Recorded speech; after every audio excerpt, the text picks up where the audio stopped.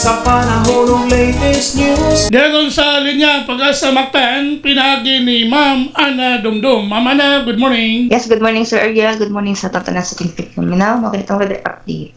Shield line karon ang nagapektar sa Kabisayaan and hangiamihan nito sa majority sa Luzon o easterly sa Mindanao.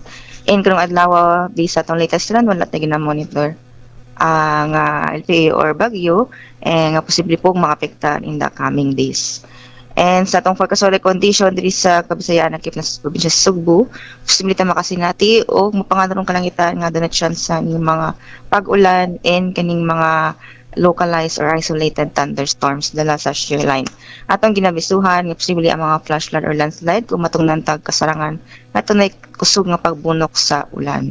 And sa atong hangin o kadagatan, ang Tibok Visayas makasinati o kasarangan na hangin gikan sa amyan ng sidlakan ug ang kadagatan kasarangan ngadto sa balanon ang kahimtang.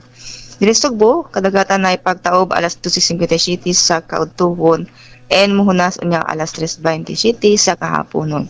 And atong temperatura sa Sugbo na sa 26 to 31 degrees Celsius. Atong aning adlaw ni silang gani alas 6:02 sa kabuntagon o mosalop alas 5:35 sa kahaponon. Mo kana tong weather update ini si Ana Dumdum kan diri sa Dios ti Pag-asa. Maayong buntag ug daghang salamat. Salamat kayo Ma'am Ana Dumdum ug mayong buntag sa Pag-asa Mactan. Okay ma'am, good morning.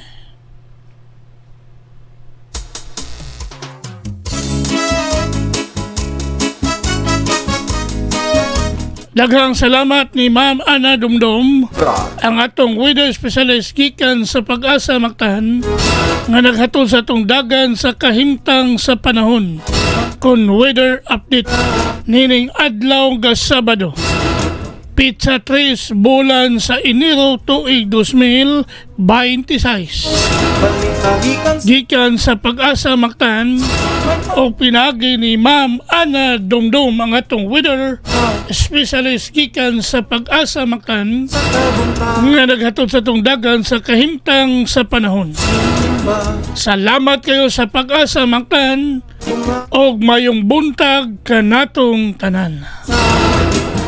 Mutambong og magamputa, miskong balita ning atong dakbayan, mahipan mo gayud ang katawhan, balita sa trapiko inyong masayran.